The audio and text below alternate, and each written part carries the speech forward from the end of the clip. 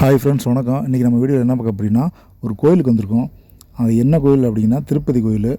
இந்த கோயில் எங்கே இருக்குது அப்படின்னு பார்த்தீங்கன்னா, கர்நாடகா மாநிலம். அதாவது கர்நாடகத்துலேருந்து மாலூர்லேருந்து ஒரு 30 கிலோமீட்டர் தூரத்தில் சர்ஜபுரான்ற ஒரு ஏரியா பக்கத்தில் சிக்கா திருப்பதின்ற ஒரு ஏரியா இருக்குது. இந்த ஏரியாவுக்கு பேரே வந்து சிக்கா திருப்பதின்னு சொல்லுவாங்க. சிக்கா திருப்பதினா அங்கே உள்ள கோயிலை தான் இப்படி சொல்கிறாங்க, சிக்கா திருப்பதின்னு. இப்போ அங்கே தான் வந்திருக்கேன் சாமி கும்பிட. இப்போ நீங்கள் பார்த்துட்டு இருக்கிறது வந்து பார்த்தீங்கன்னா, இதுதான் சிக்கா திருப்பதியோட நுழைவாயில். நம்ம உள்ளே நுழைஞ்சிட்டோம், சாமி கும்பிடலாம். நம்ம தமிழ்நாட்டில் தான் எல்லா பக்கமும் சாமி கும்பிட்ருக்கோம். கர்நாடகா மாநிலத்தில் உள்ளே போய் சாமியெல்லாம் எப்படி இருக்குது, கோயில் எப்படி இருக்குது, உள்ளே போய் பார்க்கலாம், வாங்க போகலாம். இப்போ கோயிலுக்குள்ளே வந்தாச்சு. கோயிலுக்குள்ளே வந்தோடனே பார்த்திங்கன்னா, நம்ம தமிழ்நாடு மாதிரி தான் கோயில் உள்ளலாம் எல்லாமே கலைகள்லாம் பார்த்திங்கன்னா நம்ம ஊர் கோயில் மாதிரி தான் எல்லாமே பண்ணியிருக்காங்க. உள்ளே வந்து எக்ஸ்டெண்ட் பண்ணியிருக்காங்க, ஒரு நுழைவாயில் மாதிரி ஆர்ச் மாதிரி போட்டு புதுசாக கட்டிகிட்ருக்காங்க, கோபுரம் மாதிரி ஏற்றிட்டுருக்காங்க. கொஞ்சம் கோயில் வந்து விரிவுபடுத்தலாம்னு பண்ணியிருக்காங்க நினைக்கிறேன். கோயிலெலாம் வந்து பார்த்திங்கன்னா எல்லாம் எப்பயும் போல் மக்கள் வந்து லைனாக உள்ளே போகிற மாதிரி எல்லாமே கம்பி வெளியெலாம் தடுப்பு போட்டிருக்காங்க. நம்ம ஊர் கோயிலில் மாதிரி தேங்காய் வளர்ப்பெல்லாம் உள்ளே கொண்டு போய் கும்பிட முடியாது. இந்த ஊர் கோயிலில் என்ன அப்படின்ட்டுருக்காங்கன்னா, தேங்காய் வளர்ப்பெல்லாம் வந்து இந்த நடுவில் ஒரு திட்டு மாதிரி கட்டி உடச்சிட்ருக்காங்க பாருங்கள். எல்லாமே இந்த மாதிரி தான் எல்லாமே வச்சுருக்காங்க. உள்ளே வந்து தேங்காய் வளர்ப்பெல்லாம் கொண்டு போக அலோடு இல்லை. உள்ளே போகிறதுக்கு முன்னாடி வெளியிலேயே வந்து இந்த மாதிரி ஒரு பார்ட்ரு மாதிரி கட்டி நடுவில் கம்பி வச்சு பூ தேங்காய்லாம் உடச்சிட்டு, நம்ம தேங்காயெல்லாம் உடச்சி பாதி தேங்காய் வீட்டுக்கு கொண்டு போய்க்கலாம். அந்த தேங்காய் வைக்கிறதா வச்சுட்டு போய்க்கலாம். உள்ளே வந்து அலோடு இல்லை. பூசாரிலாம் உடைக்க மாட்டார் இந்த ஒரு கோயிலில். இந்த கோயிலுக்கு வர பக்தர்கள் எல்லாருமே வந்து பார்த்திங்கன்னா வெளியூர் மக்கள்லாம் கம்மியாக தான் வராங்க.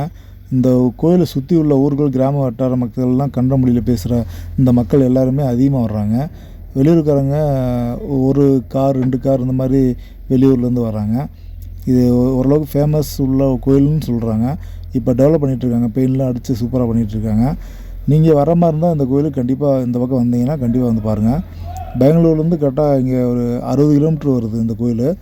இப்போ நீங்கள் இந்த கோயிலுக்கு வந்தீங்க அப்படின்னா எல்லா கோயில்லையும் வந்து பார்த்திங்கன்னா ஏதாவது ஒரு ஸ்பெஷல் இருக்கும்.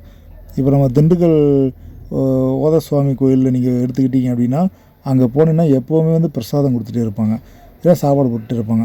ஆனால் இந்த கோயிலில் வந்து பார்த்திங்க அப்படின்னா எனி டைம் வந்து சாப்பாடு போட்டு எல்லாத்துக்குமே பரிமாறுறாங்க. இந்த கோயிலை பொறுத்த வரைக்கும் எல்லாமே சாப்பாடு பரிமாறுறாங்க. ஒயிட் ரைஸு, சாம்பார், மோர், ரசம், நல்லா கூட்டமாக அப்படியே வந்து வாங்கிட்டு போயிட்டே இருக்காங்க. அலை மோதிட்டே இருக்குது, கூட்டமாக வந்துட்டுருக்காங்க.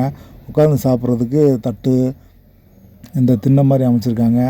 இப்போ நம்மளும் போய் ஒரு சாம்பார் சூரை வாங்கிட்டு அப்படியே சாப்பிட்டீங்கன்னா, தட்டு வந்து பார்த்திங்கன்னா வெளியில் வச்சுருப்பாங்க, அழகாக நீட்டாக கழுவி சுத்தமாக வச்சுருக்காங்க. அந்த தட்டை எடுத்துகிட்டு வந்து நம்ம வந்து எடுத்து கழுவி வச்சுக்கலாம். நான் ஃபஸ்ட்டு சாம்பார் சாப்பிட்டு முடிச்சிட்டேன், அடுத்து மோர் ஓடிட்டுருக்கு. கோயிலுக்கு வெளியில் தான் கேமரா அலோடு. கோயிலுக்கு உள்ளே வந்து பார்த்திங்கன்னா விக்கிரகம் வந்து பழைய காலத்து விக்கிரகம் இருக்கிறனால திருப்பதி சாமியை வீடியோ எடுக்க முடியல.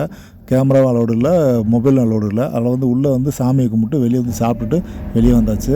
நீங்கள் வராந்தால் கண்டிப்பாக இந்த இடத்துக்கு வந்து உள்ளே போய் பார்த்துட்டு சாமியை கும்பிட்டுவாங்க. பொதுவாக ஒரு கோயில் நின்றாலே பிரசாதம் கொடுக்கப்போ பொங்கல், புளியோரை, லெமன் இப்படி ஏதாவது கொடுப்பாங்க. மிஞ்சி போனால் ஒயிட் ரைஸ் இப்படி கொடுப்பாங்க. ஒயிட் ரைஸ் கொடுத்தா சாம்பார் மட்டும் தான் ஊற்றுவாங்க. இந்த ஊர் கோயிலில் பார்த்திங்கன்னா ஒயிட் ரைஸ் கொடுத்துட்டு சாம்பார், ரசம், இப்படி மோர், இப்படி 3 வகையான வெரைட்டி கொடுத்து அசத்துறாங்க. இந்த ஊர் கோயிலுக்கு சாப்பிட வர்றதுக்காண்டி நிறைய பேர் மக்கள்லாம் வருவாங்க போல். அந்தளவுக்கு திருப்தியாக சாப்பிட்றதுக்கு நல்லா ஒரு 3 வேளையும் நல்லா சாப்பாடு போடுறதுனால எல்லாருமே நிறைய பேர் வராங்க. தமிழ்நாட்டில் இந்த மாதிரி ஏதாவது ஒரு கோயில் இருந்ததுன்னா சொல்லுங்கள், கமெண்ட் பாக்ஸில் கமெண்ட் பண்ணுங்கள். இந்த ஒரு கோயில் டிஃப்ரெண்ட்டாக நல்லா 3 வேளையும் நல்லா ஒரு பக்கம் அடித்து கொட்டிகிட்டே இருக்காங்க, ஒரு பக்கம் கூட்டம் வந்துகிட்டே இருக்குது. நல்லா சுத்தமாக நல்லா நீட்டாக இருக்குது. தட்டு கழுவுறதுக்கு ஒரு 2-3 பேர் போட்டிருக்காங்க. நீட்டாக இருக்குது எல்லாமே.